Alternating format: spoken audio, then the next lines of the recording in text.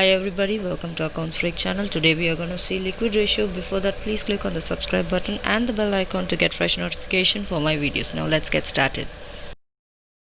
Ratios are classified into four types as liquidity ratio, long-term solvency or debt ratio, profitability ratio and turnover ratio. So in today's video we are going to see about the liquidity ratio and we are going to deal with some problems of liquidity ratio.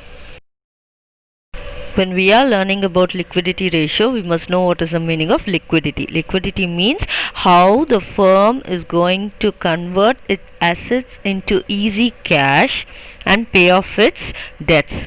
So liquidity ratio means it helps us to calculate how the assets of the business concern are going to meet its short-term financial obligations like loans. Under liquidity ratio, we have two types, that is current ratio and quick ratio. So current ratio, there is a formula, that is current asset by current liabilities. Quick ratio is equals to liquid assets by current liabilities. So let's look at these ratios one by one.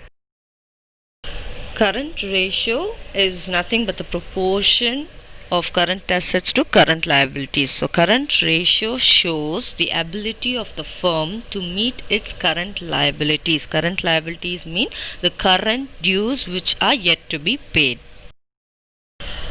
Before starting up the sums, we have to be very clear about the items which include in current assets. So current assets include those assets that can be either in the form of cash or cash equivalent, or can be converted into cash or cash equivalent within a year. So I've given you set of examples of current assets like cash in hand, cash at bank, debtor, stock, bills receivable, etc.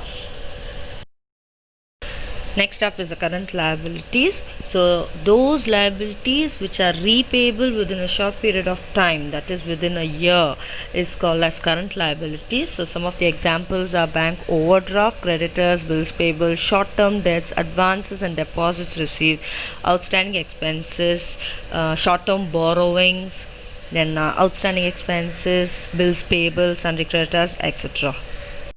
The calculation of quick ratio indicates whether the business concern is in a position to pay its current liabilities as they become due out of its quick assets.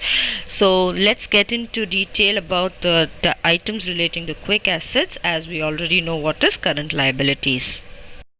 Quick assets is equals to current asset minus stock minus prepaid expenses. So why do you exclude stock and prepaid expenses from quick assets or from current assets? In the sense, stock and prepaid expenses are not considered to be liquid assets. They are fixed, and prepaid expenses likewise are expenses which are paid in advance. Therefore, they cannot be converted into cash easily. Thank you for watching the video on liquidity ratios. So you'll have a clear idea of what are the two types of liquidity ratios and their formulas. Please learn up the items also particular to that formula. Let's meet up in the next video with the problems of liquidity ratio. Thank you. Bye bye.